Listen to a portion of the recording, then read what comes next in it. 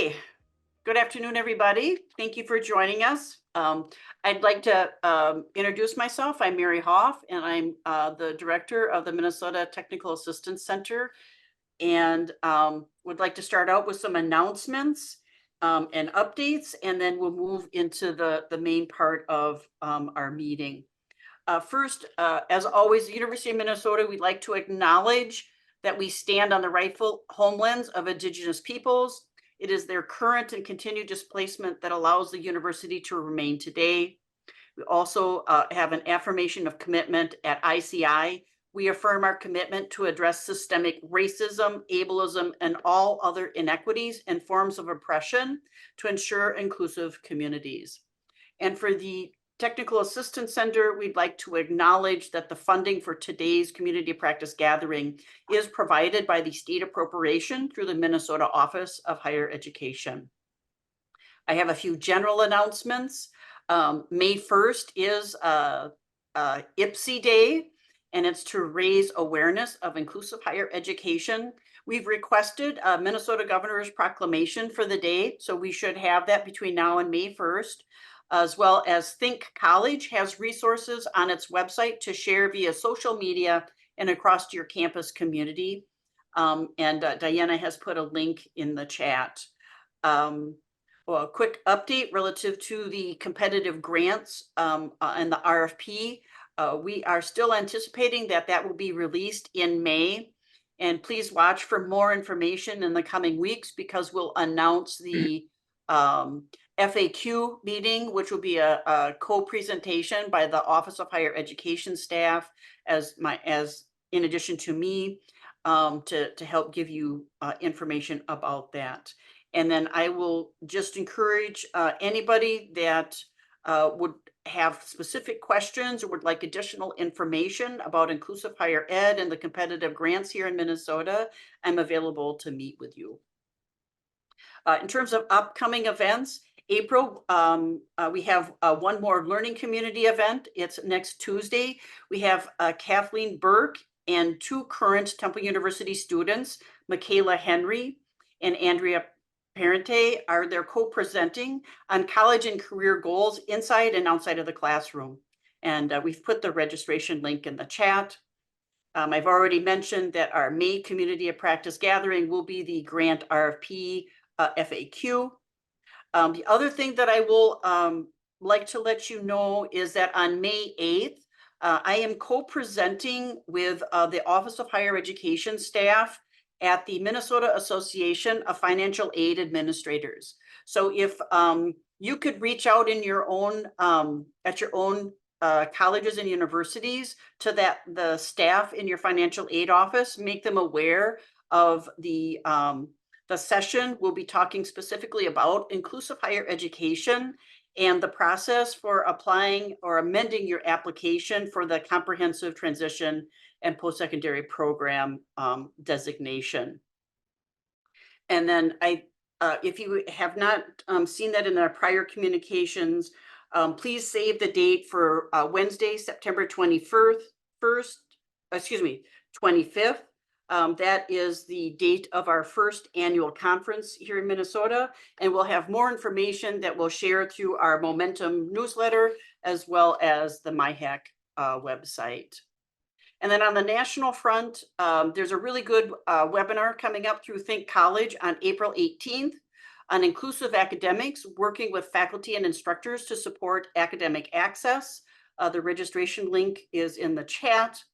And then one final announcement is the State of the Art and the Student Leadership Conference has been announced, and the concurrent conferences are scheduled for October 29th and 30th in Chapel Hill, North Carolina. If it's something that you would be able to do, I highly encourage you to attend. Now I'd like to turn to today's topic and our panel of colleagues. We have leaders from 3 universities to learn from and understand the inclusive program of study established at their institutions. We'll begin with each one briefly sharing about the initiative on their campus, and then each of them will lead a discussion centered around a specific topic. So just briefly, I'd like to introduce, we have 2 of the 3 of our panelists here, and then hopefully Amy will still be able to join us. Jacqueline Camden is the director at the ACIT in college at Virginia Commonwealth University. Thomas Nelville is a professor in integrated studies and the principal investigator for the Pennsylvania Inclusive Higher Education Consortium, which is the TIPSID grant in Pennsylvania at Millersville University. And then Amy Degadi is the director at Terps Exceed at the University of Maryland, and hopefully she'll be able to join us here momentarily. Jacqueline, would you like to get us started with a brief summary, and then we'll go from there? Excellent. Thank you, Mary. So I'm just going to kind of give you the highlights, brief overview of ACIT in college, and then I'm happy to answer later or in a chat any additional questions that you have. But ACIT in college, as Mary said, is located here at Virginia Commonwealth University. We were established under the first round of TIPSID funding in 2010. We had our first cohort in 2011. So we've been around the university for a while now. We are a 2-year program under the School of Education. So students will graduate with a certificate from the School of Education. We also have an additional 3rd year post-graduation. So we have that 3rd year is really focused in on employment support. So we recognize that not everybody who graduates and has access to vocational rehabilitation or other employment agencies and providers. So we have an optional 3rd year that we really just focus on employment. So everybody though gets what we call a bridge in. So that's beginning summer before their first semester, where we do person-centered planning, support students through VCU's orientation, welcome, events, and really start getting to know the students and helping them get more familiar with the campus, the technology that they'll use, and all the resources. And then once students enter into their official first academic semester, again, they spend 2 years with us where they enroll in all VCU courses. So we don't really have any specialized ACIT classes. They're all VCU courses. And they build an academic plan of study that's really built what I call like on a liberal arts plan. And it's geared towards students' career interests. So we are able to provide a little bit of flexibility around the exact classes that students enroll in, because they work with an advisor to develop a plan of study that aligns with their career goals. So they're taking about 20 to 24 credits throughout the program. And then on top of the courses, all students work in paid employment their first semester on campus.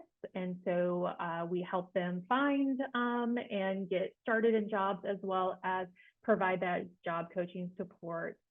So everybody's working in paid employment until they hit their final semester, in which they are registered in a university for a credit internship, where students are working in the local business community in their career field, and they have minimum clocked hours and things like that. So they're taking coursework as well as their internship, their final semester. And then once they complete that, they graduate with their certificate of completion from the School of Education. Some students, I'm sure maybe if you're from a university, you might be familiar with extra badging and credentials. So some students also engage in our university's kind of badging credentials. So they might get an extra credential on top of their certificate. We also provide a lot of support. So every student has an education coach, a job coach, and those are VCU students who are paid to provide additional support to students as needed. We also have peer mentors, who are just other VCU college students that volunteer interested in partnering with our program. And the peer mentors help students engage socially in campus. And so if the students want to go see a basketball game, but they don't really haven't met any friends yet, or don't want to go by themselves, they might go with a peer mentor. Or we've had students go to movies together, have lunch. So we also have the kind of support around this. So social component, and kids to decide whether they want a peer mentor or not. And so everything that we do is really geared towards students preparing for competitive integrated employment post-graduation. So currently we have about a 90% employment rate for students who have graduated from the program. So that's kind of my brief synopsis of ACID. That was great. You did it in 5 minutes. No, I try. It's hard. Okay, I guess I'll just jump in. Yeah, please do. All right, and do my 5 minutes. In order for me to answer this question of what are the sort of underpinnings of Millersville University's initiative, as well as the other 4 model initiatives under the TIPSID, I just want to quickly go over some of the history that I'm sure you already know. However, it's essential to how we do things, and that is that the first inclusive post-secondary education initiative in the world was in Alberta, Canada, and it was completely inclusive. And it was founded on the principles of social role valorization, which some of you know and some of you have like no idea what that is, and that's okay. Ask me sometime. The US started to see these things after they started it in Canada, but they were mostly segregated apart in a way. They were, specialized programs and so forth. And of course, as you know, it wasn't until the Higher Education Opportunity Act that brought in the idea that 4-year institutions ought to do something that more replicates inclusive environments.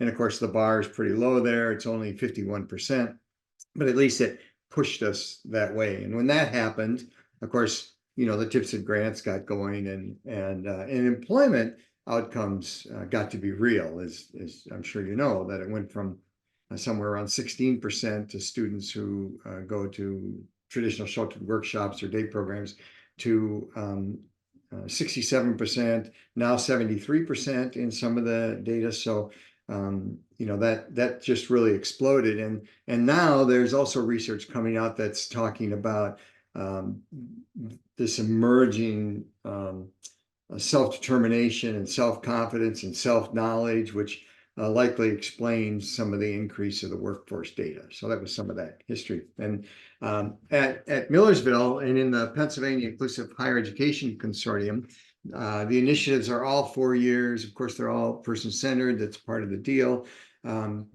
We don't do anything that isn't 100% inclusive. All the classes, living the residential, employment, field placements, whatever students are doing on campus, that's what students in our initiatives are doing. And at Millersville, we modeled the curriculum after the multidisciplinary studies curriculum, which is a liberal arts curriculum. We just stole it because we wanted to do everything exactly like everybody else did. 2 of the principles, which someday you'll want to ask me about, are the culturally valued analog, which says, what's the culture on campus for students? We're going to replicate that. And the conservatism corollary, which says, when we replicate it, we bend over backwards and do it to the extreme because we're trying to undo marginalization. All students are required to be employed from their 2nd semester in a 4-year initiative. And they do at least 3 paid internships. Their employment's all paid as well. And those internships, at least one of them have to be off campus. What kicked us all off and caused us to be 100% inclusive is that we officially admit students as full-time, non-degree seeking students. And that gives everybody all the rights and responsibilities of every matriculating student. And so with the curriculum as we've designed it, they graduate with a certificate in integrated studies, a program in, and it depends on their study. It could be a program in education and theater. There's always 2 cores. Okay, I think I've done that in 5 minutes. That was just sort of the underpinnings of things that we do, and probably raised more questions and answers, but such as it is. Great, thank you, Thomas. Now, we have heard that Amy is not going to be able to join us today, so I apologize for that. Hopefully everything will work out. We would like to shift into the second portion of more of a panel discussion, and we kind of identified 4 different broad topic areas, and each of us planned to lead one of those. Thomas is going to kick us off and maybe kind of continue on your conversation about those essential underpinnings and the framework of inclusive higher ed, and then Jacqueline can jump in, and then anybody else, if you have questions, please go ahead and interject those as you think of them. Okay. All right, so here's what I'm thinking, that this is essential underpinning frameworks is what this section is. And we developed some questions, and I won't go over each question, but I will respond to each question. And Jacqueline, if you don't mind, I'll kind of run through my thing, and then you can jump in, and I'll try and keep track of time for us as well. But I'd like to start, if folks don't mind, with a short video. It's less than 2 minutes. And I'll just show it, and you'll see why I want to show it. And if for some reason this is not working for you, you can't hear the sound or something, somebody wave at me, I'll be watching. Having students with disabilities in classes has focused our faculty on seeing the true diversity of the learning experience and the true diversity of the student body. I could go to college, I can go and go. Millersville and Temple universities and hundreds of other colleges are opening doors to students with intellectual disability. Now students are leading this inclusion revolution. I told my sister I wanted to come to college, and she was like, really? I was like, yeah, I think I can do it. Kids like us, we don't get into stuff like that. I look at high school and I felt like kind of undereducated, like I could have done so much more. We've been segregating people a long time, and it has not worked. Missy has, in her time here so far, developed a great deal in her self-advocacy. King of Coin could get quiet, but I can't call. Once we get a place of commonality, we start seeing each other as the same and not necessarily those people. Mom, if you're watching this, I want to make you proud of me. Students with disabilities are part of our citizenry, so we have that moral imperative to educate them. I'm happy to be in college, I get that more independent. Someday I do want to get married and have a family of my own. People with intellectual disability who have not attended an inclusive postsecondary ed initiative are employed at the rate of 17%. Students who have graduated from our initiative are employed at the rate of 85%. Everyone needs an opportunity to participate. We need to open doors instead of close doors. Opening Doors to College, a film by Dan Habib. Watch the film at openingdoorstocollege.org. Okay, there's a longer film if you want, but I think it sort of underscores sort of the universal nature of what we do. And I think everybody in our new Mid-Atlantic Alliance is all on board with all of what you just saw. And so let me just poke around a little bit at what we would consider essential underpinnings of things. And one of them is what you saw in the video, that students are out there doing what every other student does, and that it's highly supported by administration and all sorts of levels. And I do want to kind of go back to the beginning, because what we know is that when you start an initiative, that if you don't start out right, it's not going to go well, and you're going to have to undo stuff. And at Millersville and several other places, our beginning was centered on getting a code for admission. It seems like a funny little thing, but if we didn't have an admit code, then they weren't admitted as students. And if they weren't admitted as students, then there was all sorts of fights. I consider them fights, discussions about, who was going to do what and what they were going to do and why they were going to do it and if they were allowed to do it and so forth and so on. So once we got the admit code and they were admitted, like every other student, they go through admission process and so forth, we changed the entire discussion at the university from if to how. So our resistance always went to how and we left IF behind. We also positioned integrated studies as an entrepreneurial entity. That is, its own little company within inside the university, and we wrote a business plan for that, and ended up getting all the tuition and fees given back to the initiative to operate it. And we give back about 10% to the university for administrative stuff, and even when we sought approval in the curriculum, there's a curricular process that you go through to do that. So when we established integrated studies and its curricular sheet and the gen eds that we're going to take and the 4-year program, we went through the curricular process that happens at the university. There's multiple layers of curriculum committees, and we go through faculty senate, and it's got to go to the dean and so forth. And so we followed that, not for a program with people with intellectual disability, but for an academic program. That's a significant difference. And doing it that way gave sort of a practical pathway, because we don't have to decide what to do. It's very practical. And it also increased, this is going to sound weird, it increased liability in relation to segregation that safeguarded the inclusion of the program. So that anytime well-meaning people wanted to fall down on or fall back on, they need to be separate, all we had to say was, do you do that for any other group? Because if you don't, you want to be careful. And so that would safeguard stuff. Let's see. So one of the things we did was we positioned students as an untapped resource, and we did that with high image and high competence.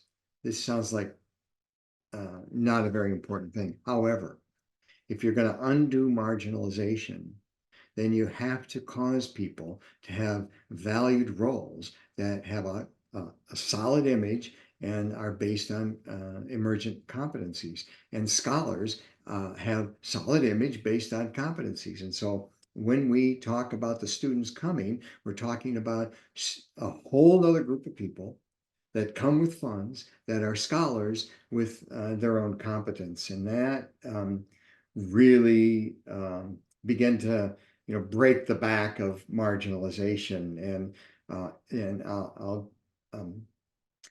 everything we do is to undo marginalization that happens when they come to the university.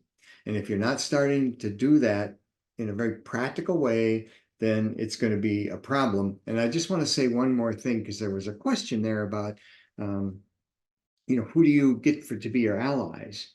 And I looked at that question for a very long time and decided that I didn't have an answer to it, because your allies are the champions that you know, the champions that you can find, and the champions you can develop. And we have found them to be amongst grounds crew, maintenance people, dining hall people, faculty, administrators, adjunct anybody at the unit, students.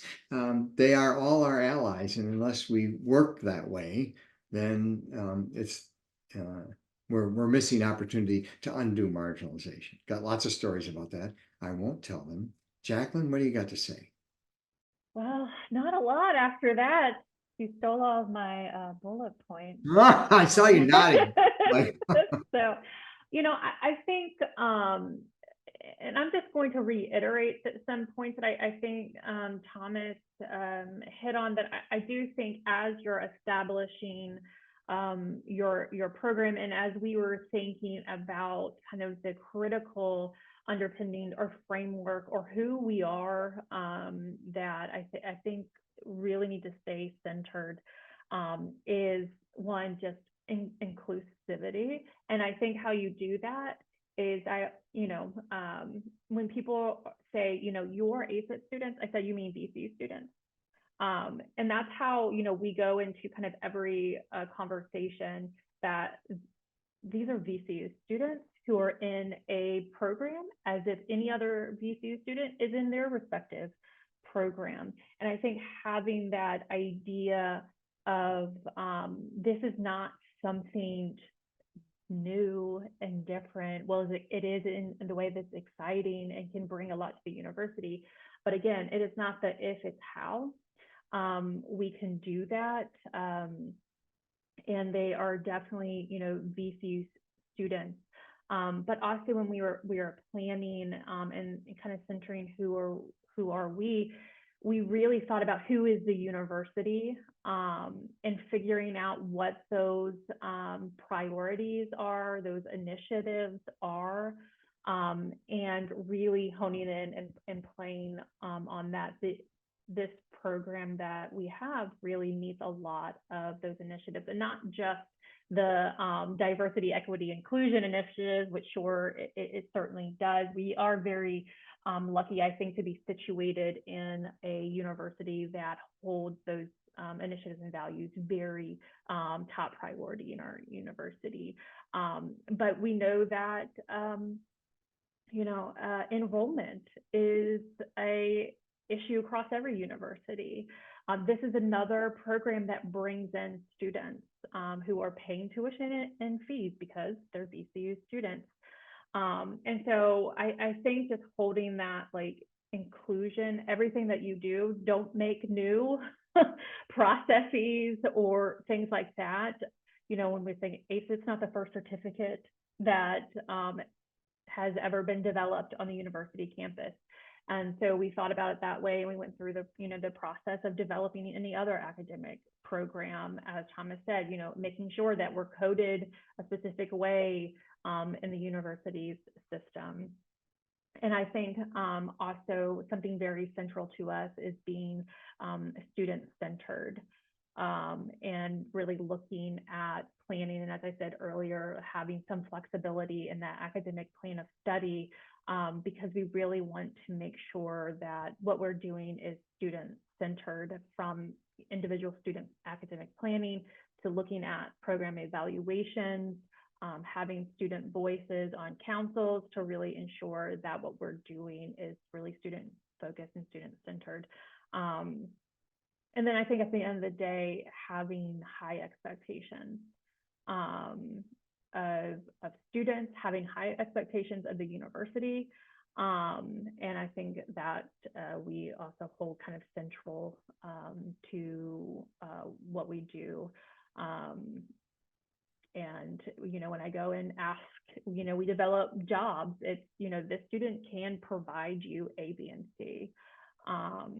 And this is the benefit of partnering, because we hold those high expectations, and we believe that, you know, programs like ACET and other programs bring value to the university.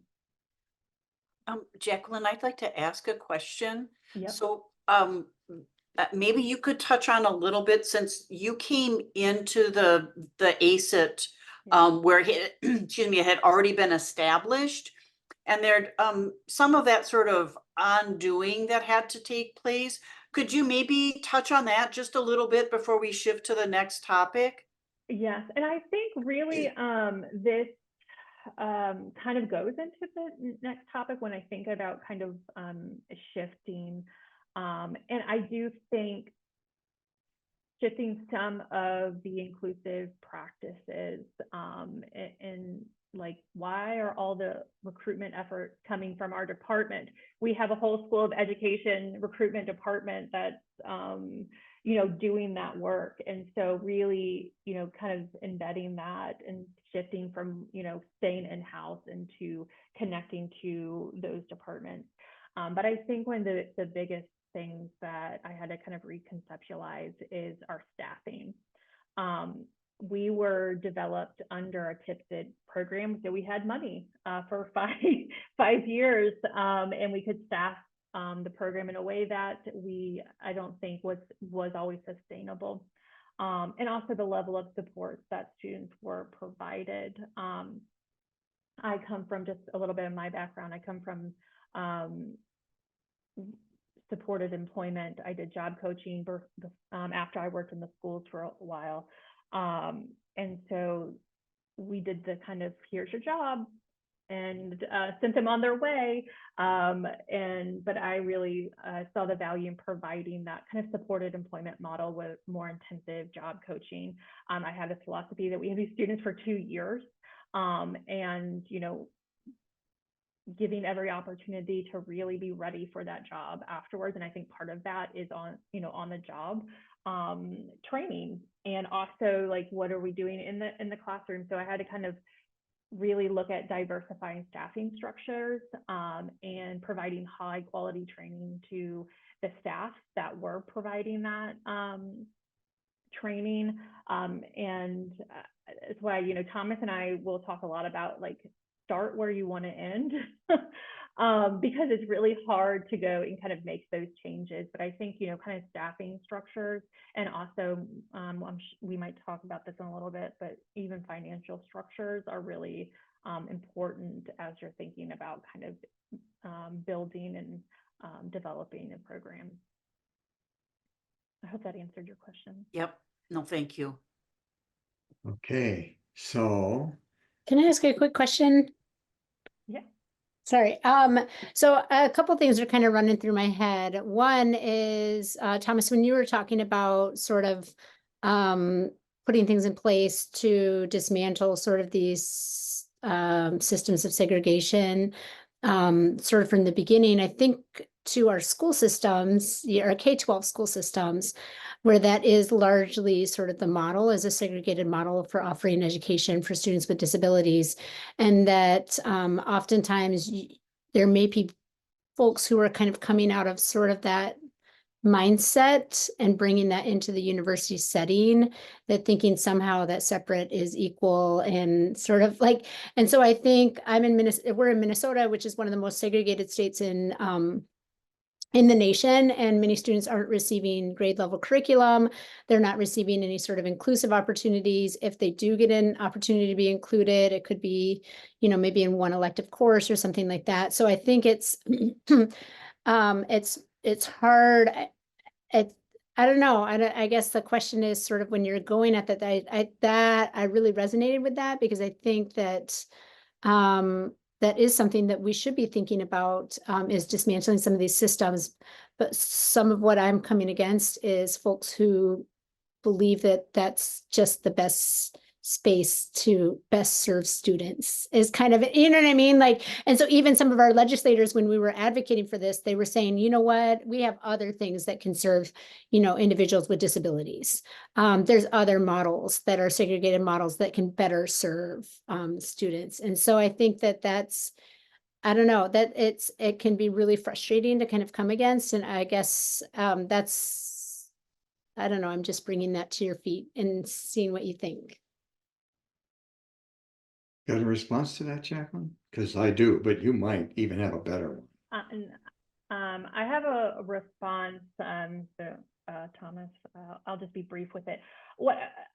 I work closely in K-12 systems, and what I try to tell people is that you have to think about, once students exit school, they're not working in segregated environments, hopefully. Now, there are still environments like that. But we have to kind of get away from this mentality of, okay, segregated, and then I expect you then to work in a inclusive environment.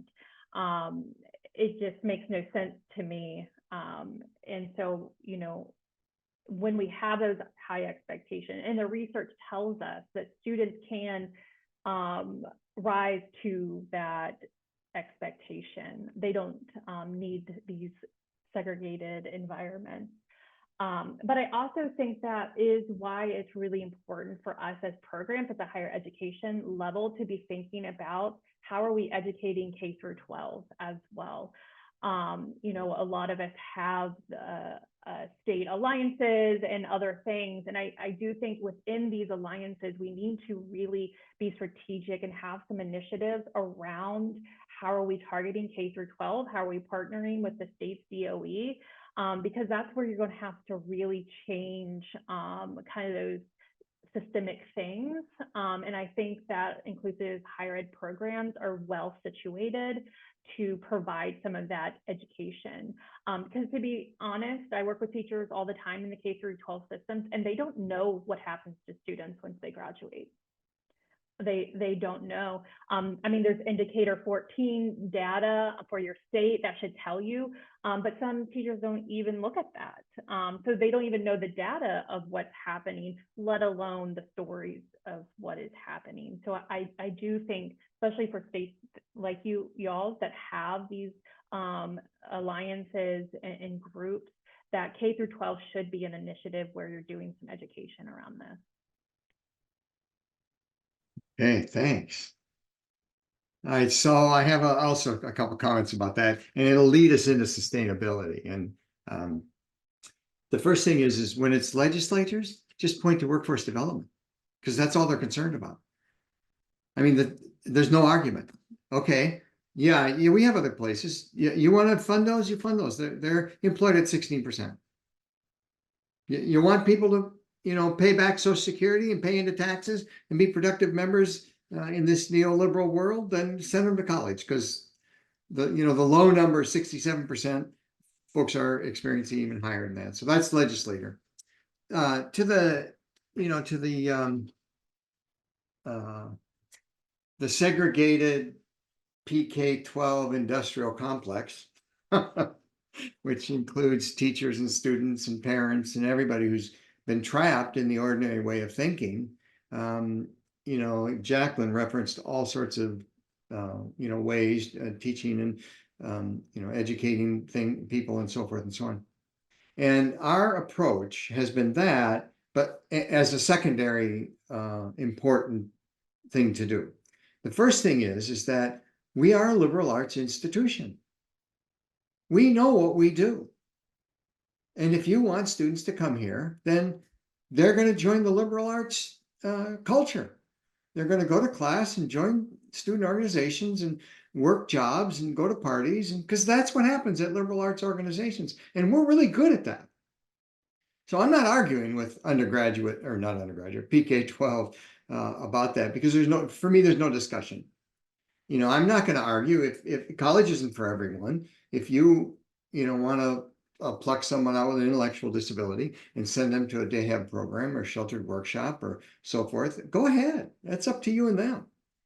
If you're going to come here, then we're going to do what we do. So that's sort of the end of it for me. I'm not, and that seems to work pretty well. Now we do have to advise parents to develop their roles and competencies as coaches and not advocates. And that's a big jump for, my son has an IEP and I am a pain in the butt. You have no idea. I am an advocate, and to become a coach was really hard for me. Really hard. It's still hard. He's 30 years old. I'm still a pain. And it's an important thing to do. So we do that. I guess that's all I have to say about that, so that, people who believe that there's something different than I just say college isn't for everyone. You know what, when you were asking the question, you know what I thought of? I always want to say what Scrooge said, are there no poorhouses? Do we not have places that take Yeah, totally. Yeah, 100%. You're right. It is. It's so, and that's what I always think, it's so hard for me to wrap around how folks would believe that somehow this is better, but it's, to have that segregated model, it's mind boggling. But my job is to prepare K-12 educators. I'm in the education department. So I'm trying to slowly dismantle it from the inside out. But that is something of what, even when we've talked with parents, in the community, some will say, well, that's kind of scary, but I don't know. It's because they're sort of been indoctrinated with this model that then extends kind of across the board, Yeah, I completely agree. And I also made this education and, doing prep. And when we started this, we were very intentional to stay away from all that argument. We simply started a degree program, not a degree, but a curriculum for students who wanted to come. And we did what Millersville does. And if you want to come, then you come. If you don't, go somewhere else. If you want to come and tell me I have to do something different, that's not what we do. I honor what you want to do. God bless you. But I'm not going to do that because Millersville doesn't do that. I'm very polite about that. And it gets to sustainability. So let's just talk about that a little bit. And I'll just say a couple of things about it. And then Jacqueline has some stuff that she wants to say about it. And this question about, are we intentional about planning, and are we intentional about enrollment? And the answer is yes, of course we do. That in MIHEC, the Pennsylvania Inclusive Higher Education Consortium, we require and ask everybody to make a business plan. And that business plan has to show the university that this is a viable business. And to that end, this is our second TIPSID, and we've never spent a dime on sustaining programs because that's the death knell. And I talked to a program today that got a TIPSID and started their initiative. And now they're a little nervous because they didn't build in their business plan. And now they're looking for more grants. And I'm like, you shouldn't have done that. There are students who want to go to college. And a good number of those students can be private pay. If you look at the data, the number of students coming out of high school, at least in central Pennsylvania, that are in financial need or middle class or upper middle class, percentage-wise are the same whether you're a student with intellectual disability or not. So that means that the percentage of students that don't have intellectual disability that are coming to college, you take that percentage and apply it to students who do have an intellectual disability, and they can pay.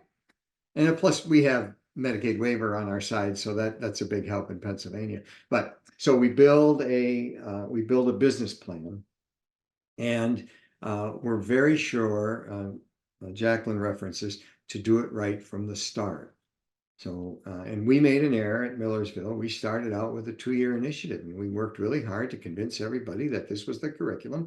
And then we woke up one day and said, what in hell were we thinking? It takes 4 years for anybody to go through college. What makes us think students with intellectual disability are going to do it in 2? So we convinced everybody to change it to 4 year. And that was a struggle. So do it right from the start. And our experience is, along with it's easier to do than to undo, is that when you follow all the sort of rules of the college, so for example, if somebody comes and says, well, how are they going to live in the dorms? You go to the residence and you say, how do people live in the dorms? If somebody comes and says, well, how are we going to accommodate it? You go to learn service and say, well, how are we going to accommodate it? Somebody says, well, how are they going to get financial aid? We go to the financial aid office and say, well, how do you do financial aid? Because they're the experts. They know how to do this. And you just have to help them do it a little bit, but you do not do it for them. Absolutely don't do it for them. And when you do all of that, and you run your college just like a college, 4 years and so forth and so on. Sorry, my cat's a little wild. You know what? At least our experience is in Pennsylvania, you do not have to worry about enrollment.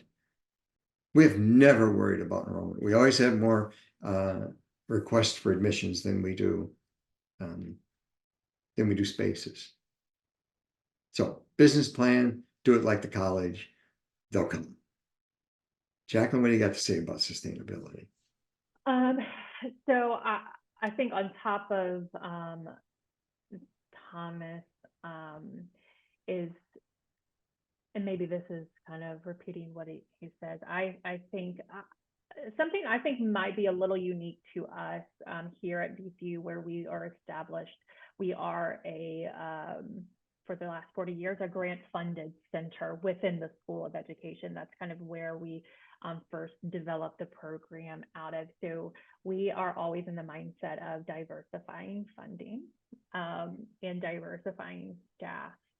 And I think that for us, that has helped us with sustainability because we don't just have one source of funding, if you will. We don't live and breathe by, program fees for students. We have community partners. We worked really hard to develop relationships with our vocational rehabilitation agencies. And so we really look at, again, when Thomas says, that business plan, what does a business plan include? Sustainability. What happens if funding stream A runs out or is no longer available or things? And so building in those, additional plans are going to be really important in terms of sustainability. And one thing we haven't talked about that I do want to mention that I think is critical to sustainability, is critical to recruitment and enrollment, it is critical to building partnerships, is having data on your program. How are you collecting outcome data? And I think that goes back to like convincing people why students should be going to these inclusive programs, because we can show that students are getting outcomes, right? They're getting jobs, and not just jobs, because I talk all the time, students here get careers. And that's what we're focused on, is getting careers. How many hours are they working? We collect information on that, on benefits, on rate of pay. And so we're able to say, hey, this works. This works. We also have a lot of data on how many courses have students taken, what type of courses are students taking, how many partners do we have across. So we take a lot of data that shows partnerships and shows outcomes. We also take a lot of individual student data that shows growth. We do pre and post kind of assessments that look at different things. And I think having data is really important to sustainability, because every time I get in front of somebody who I want to partner or fund part of our program, they ask me questions about that. And so, thinking as you're building the program, how are you going to be collecting data? How are you evaluating your program? And then how are you going to have that information accessible to others? So I think that's really a critical part. And I think that helps with all of even enrollment and recruitment. I can say most students who come here are employed after graduation. Majority of students are employed from 0 to 3 months within graduation. And this is the average rate students are making. It's way above the rate if you compare it to other students who just went through VR. So we have that kind of information that's really critical to a variety of partners in the sustainability of the program. And again, with recruitment efforts, we partner with our School of Education's recruitment office is what they do. So we definitely go in and do some things, but we rely also heavily on people who are doing that work, who should be doing that work for our program as well. So thank you. Let me just support what you just said, Jacqueline, and then you're going to jump into this other thing, and that is that the data Jacqueline's talking about will show a correlation. I think colleges found this, between the levels of inclusivity and likelihood of employment. So even one specialized class drops the likelihood of post-graduation employment by 50%. Yes, paid employment and inclusive coursework are the two top predictors. And really that translates, you're thinking about, K through 12. If you've been on Intech C, they have the predictor matrix that also aligns with, outcomes. And so I was charged with leading a conversation around developing the course of study. Throughout this conversation, we've actually hit most of the things that I was charged to start the conversation off, but a couple things that I think we've mentioned, but I do want to make sure that we created some space to say this. One of the questions that was posed was, who did you work with to develop the course of study? And Thomas said it earlier that, you know, having kind of top-down buy-in is really critical when you're developing the program. Boots on the ground folks are important to running your program, but when you're developing your program, like we had the Dean of the School of Education, we had the Provost Office, we had the VP of Academic Affairs at the table as we're planning and developing and thinking about what is this credential going to look at like? What is this process going to look like? How are we going to be embedded into the university's infrastructure? And so I think a lot of people try to do almost that grassroots where they're going from kind of the bottom, getting their allies. But I think we have found, especially for sustainability and building an inclusive program of study, we got that kind of top-down buy-in. So then after we were built into the infrastructure, then we might have had professors that say, oh, I don't want to sit students in my class. Not only were they hearing from me, but they're hearing from the VP of Academic Affairs and saying, no, you don't get to say that, right? So from the beginning, we have these people that have some maybe more power and authority than I do, sitting in the chair. So I think when you're looking at who are your critical partners, especially from day one, you really want to look at administrative level partner. Again, those boots on the ground people are really important. Bernard at our registrar's office is like our BFF. You know, we create those like infrastructure relationships, but that administrative level is going to be really important at the beginning to get kind of university buy-in. So let me add to that a little, might I? Yeah. Yeah, because you're right. The administrative is absolutely important. And one thing we did at Millersville that I don't know where, I guess other folks have done it as well, although I'm not sure, is that we have faculty, our chain of command, our organizational structure has faculty in charge of the initiative. And the reason for that is because faculty is responsible for curriculum. And what we find at Millersville is that the staff who run the initiative are under the thumb of the provost and so forth and so on. There's nothing wrong with the provost. However, when it comes to questions of changing curriculum or what to do with curriculum or choosing courses or so forth and so on, if they do that without faculty, bad stuff could happen. They may go down, they may have other agendas than learning outcomes. And so our chain of command has faculty and then the entire group under for the initiative so that they have to go through faculty. And the other thing that I thought of when you were talking is the difference between industrial certification, which most universities don't offer. It's fine. We're thinking we should combine them somehow. Haven't figured that out yet.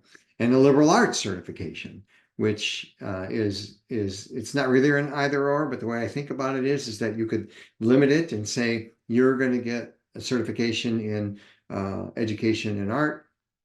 And if you come here as a student with an intellectual disability, that's your choice, which is fine. You know, then you attract students that want to do that. Or you say you can come and get a certification in a number of areas at the university, and then that broadens it out a little bit. Go. And something I just want to add, because I only have 5 minutes, I do have to jump off a little bit early for a class, but we talk a lot about aligning with the university, but I do think also when we were thinking about building our program of study, we knew we wanted to be a CTP, or comprehensive transition and post-secondary program. We made sure that when we were aligning what the requirements of that with our program, you know, we now have a accreditation process. So I think, you know, looking at your university, but I also think taking a dive into what are those standards around accreditation. If you want to be accredited program, you need to look at that. If you want to be a CTP, you need to look at that. So I think that along with kind of the university, that those were critical to us. We didn't have accreditation at that point, but St. College had their own kind of program standards that we looked at and aligned with as well. So I think that's also important when you're kind of developing and conceptualizing a program of study. Good, thank you. I know that Jacqueline needs to wrap up and leave. We'll continue our conversation with Thomas. And then Matt and Alicia, if you have questions, we can shift over into a more informal swedition. So thank you, Jacqueline, for joining us today. Really appreciate it. Thanks, Jacqueline. You're swell. Thank you so much. And Thomas, it's always fun to conversate with you. So. And I know we just have a few people, but I'm going to go ahead and just launch the poll. If people could, Matt and Alicia, if you could give us some feedback, I'd really appreciate it. I'm also going to pause or stop the recording. And how about we switch to everyone maybe turning their cameras on and we can have a more informal conversation